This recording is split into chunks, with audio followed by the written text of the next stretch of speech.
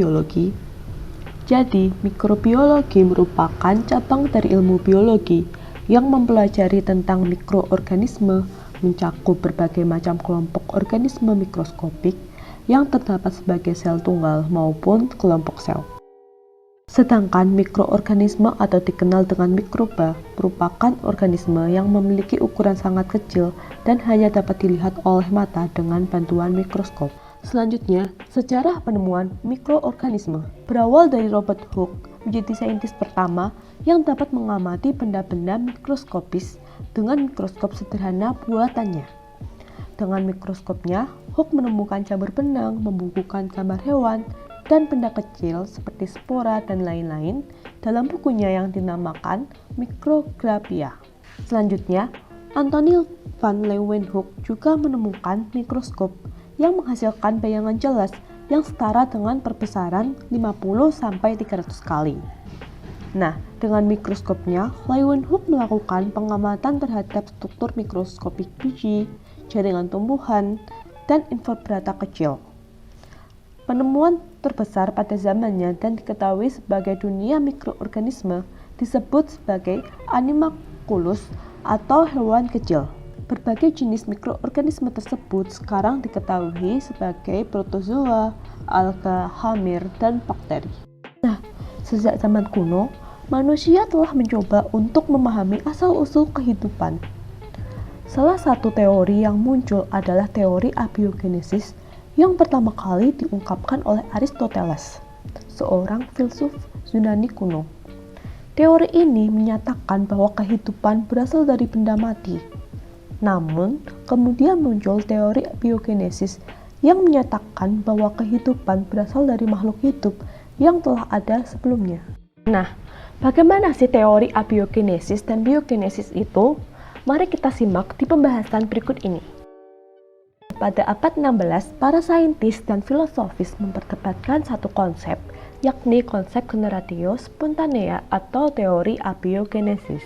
Teori ini bermula dari John Needham yang melakukan eksperimen dengan cara memasak sepotong daging untuk menghilangkan organisme yang ada, kemudian menempatkannya dalam toples terbuka. Berdasarkan pengamatannya, ditemukan adanya koloni pada permukaan daging tersebut. Lalu, Needham menyimpulkan bahwa organisme terjadi secara spontan dari daging dan udara sebagai pendukungnya.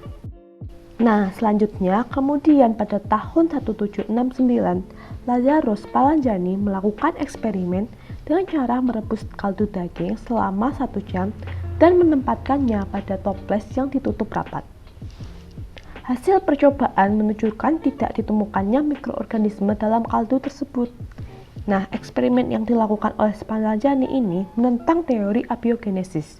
Jadi disimpulkan bahwa makhluk hidup tidak berasal dari udara. Nah, selanjutnya, seorang bangsa Italia yaitu Francesco Redi melakukan percobaan dengan menggunakan daging dan belatung. Redi juga menunjukkan bahwa belatung pada daging berasal dari telur lalat, bukan dari daging itu sendiri. Selanjutnya, percobaan dilakukan juga oleh Franz Solje pada tahun 1836. Dia melakukan eksperimen dengan cara melewatkan larutan asam kuat ke dalam tabung tertutup yang berisi daging yang telah dimasak.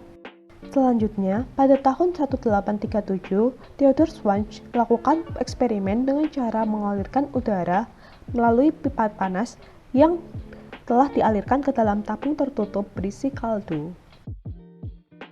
Keduanya tidak menemukan adanya mikroorganisme sebab mikroorganisme telah mati oleh adanya asam kuat maupun panas. Tetapi para pendukung teori generatio spontanea berpendapat bahwa adanya asam kuat dan panas tidak mengubah udara sehingga tidak mendukung pertumbuhan mikroorganisme.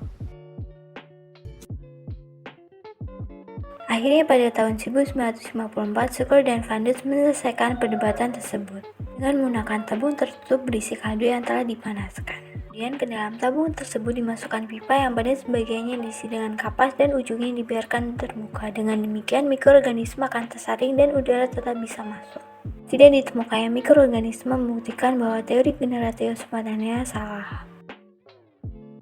Selanjutnya adalah teori biogenesis. Pada periode yang sama, ilmuwan baru dari Prancis yaitu Louis Pasteur menggunakan bejana leher panjang yang dibengkokkan. tersebut diisi dengan kaldu kemudian dipanaskan sehingga udara dengan bebas melewati pipa layar angsa. Hasil analisis menunjukkan bahwa mikroorganisme berserta debu akan mengendap pada bagian tabung yang berbentuk U, sehingga tidak dapat mencapai kaldu. Pasteur melakukan eksperimen yang sama di pegunungan Pyrenees dan Alpen. Kemudian Pasteur menyimpulkan bahwa semakin bersih udara yang masuk dalam bejana, maka semakin sedikit kontaminasi yang terjadi. Dia mengatakan bahwa udara dapat mudah dibebaskan dari mikroorganisme melalui serangkaian percobaan dengan meletakkan tabung reaksi berisi kaldu steril ke dalam kotak tertutup. Udara dari luar masuk ke dalam kotak melalui pipa yang sudah dibengkokkan membentuk dasar U seperti spiral. Bukti bahwa meskipun udara luar dapat masuk ke dalam kotak yang berisi tabung dengan kaldu di dalamnya, namun tetap tidak ditemukan adanya mikroorganisme. Hasil percobaan Pasteur dan Tyndall memacu diterimanya konsep biogenesis. Selanjutnya adalah teori fermentasi. Bermula dari pada tahun 1850-an, Pasteur melakukan penelitian terhadap anggur yang baik dan kurang bagus, maka ditemukan mikroorganisme yang berbeda. Pasteur memusnahkan mikroorganisme dengan cara pemanasan pada suhu 50 hingga 60 derajat Celcius. Proses tersebut kemudian dikenal dengan pasteurisasi. Ini adalah teori penemuan bakteri. Tyndall mendukung Pasteur melalui percobaan dengan memanaskan selama 5 menit pada air mendidih. Tyndall dalam percobaannya menemukan adanya fase termolabil tidak tahan pemanasan dan termoresisten tahan pemanasan pada bakteri.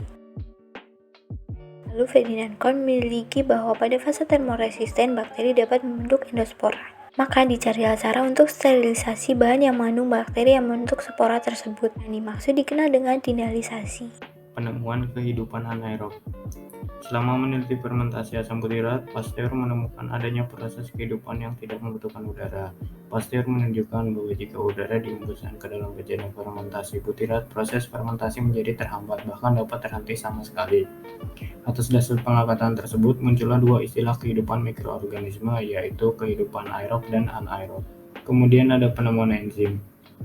Menurut Pasteur, proses fermentasi merupakan proses vital bagi kehidupan mikroorganisme, namun pendapat tersebut ditentang oleh Bernard pada tahun 1875. Menurut Bernard, khamir dapat memecah gula menjadi alkohol dan karbon dioksida karena mengandung katalisator biologis dalam selnya. Pada tahun 1897, Edward Buchner membuktikan gagasan Bernard, yaitu pada saat menggerus sel khamir dengan pasir dan ditambahkan sejumlah besar gula, terlihat dari campuran tersebut dibebaskan karbon dioksida dan sedikit alkohol. Pada akhirnya dapat diketahui bahwa pembentukan alkohol dari gula oleh khamir merupakan hasil urutan beberapa reaksi kimia yang masing-masing dikatalisir oleh biokatalisator spesifik atau dikenal sebagai enzim. Penemuan mikroorganisme patogen. Pada tahun 1850 diketahui bahwa dalam darah hewan yang terkena penyakit antraks terdapat bakteri berbentuk batang yang ditemukan oleh Casimir Davine pada tahun 1812 sampai 1882. Postulat Koch merupakan langkah-langkah untuk pembuktian bahwa suatu mikroorganisme merupakan penyebab penyakit yang ditemukan oleh Robert Koch pada tahun 1843 sampai 1910. Postulat Koch dalam bentuk umum. Penemuan virus. Ivanovsky melalui eksperimennya menemukan adanya kemampuan filtrat bebas bakteri berasal dari ekstrak tanaman tembakau. Adanya jasad hidup yang memiliki ukuran jauh lebih kecil dikenal sebagai virus.